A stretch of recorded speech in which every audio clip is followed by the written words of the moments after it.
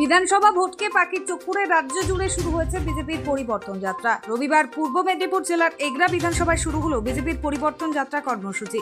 রবিবার রাত 10টা নাগাদ পশ্চিম মেদিনীপুর হয়ে পূর্ব মেদিনীপুরে পরিবর্তন যাত্রার রথ এগরা বিধানসভার এগরা 1 নম্বর ব্লকের আলমগিরি ও কুদি বাজার এলাকায় পরিবর্তন যাত্রার রথ এসে পৌঁছায়।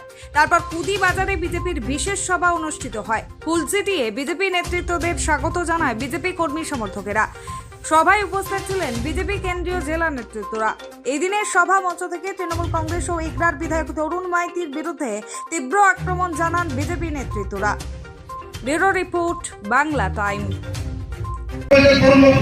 আরো কিছু বলো, এখন বলবো লোকটা তো শিক্ষক, কিন্তু তার ভাবধারা একটা সাধারণ মানুষের থেকেও ভাব, মানে একজন সাধারণ মানুষ আচরণ, ব্যবহার, কাজ, কর্ম মনে বেটা। তরুণবাবুর এমন অবস্থা হচ্ছে, সারা 5 বছর তো পাওয়া যায়, এখন তো মুখ দিয়ে ফেনা বের করে ফেলছে। আমাকে জিততেই হবে, আমাকে জিতার, তুমি জিততে চাইলে কি হবে? এখানে মানুষ তো তোমাকে জিতাবে না বলে দিয়েছে, তারপরে বলছে আমাকে জিততে হবে। ওদের আইপ্যাকের সঙ্গে আমার একজনের সঙ্গে কথা হলো, বলে পার্টি কি করবি, নামলে হেরে যায়, কিন্তু এর শুনতে নারাজ, আমি নারাজ। তো আর একবার সাতটা মিটিয়ে ফেলুন, প্রাক্তন হওয়াটা দরকার আছে। প্রাক্তন না হলে ঠিক বেমানান লাগে, কারণ প্রাক্তন হলেই তার মজা লাগবে, কারণ স্কুলে 2 বার দেখিয়ে তো টাকা তুলেছে, প্রাক্তন হওয়ার পরে সে সমস্ত কষ্টগুলো তার মনে পড়বে। তাই স্বাভাবিকভাবে এখানে আমাদের জয় হবে এবং 2000 ভোটের কোনো বিষয় নেই এখানে।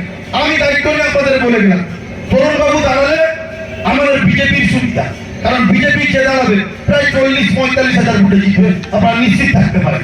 এবং দায়িত্ব নিয়ে বললাম, এখানে যিনি জিতবেন তিনি পশ্চিমবাংলার বিধানসভায় গিয়ে সর্বস্তরের মানুষের জন্য, কোন রাজনৈতিক দল না, তিনি প্রতিনিধিত্ব করবেন, সুখে সুখে থাকবেন এবং তাদের পাশে থেকে গ্রামীণ উন্নয়ন থেকে শুরু করে গ্রামকে কিভাবে এগিয়ে নিয়ে যেতে হয়, সমাজকে কিভাবে গঠন করতে হয়, কি ব্যবস্থাপনায় বিধানসভাকে তৈরি করতে হয়, তার পূর্ণ ব্যবস্থা তিনি করবেন। এবং সকলের কাছে এই আহ্বান রেখে পুনরায় সকলকে শ্রদ্ধা, প্রণাম, ভালোবাসা, অভিনন্দন জানিয়ে আমি আমার বক্তব্য শেষ করলাম। ভারত মাতা কি, ভারত মাতা কি। ভালো থাকবেন, সুস্থ থাকবেন, কারণ লড়াইটা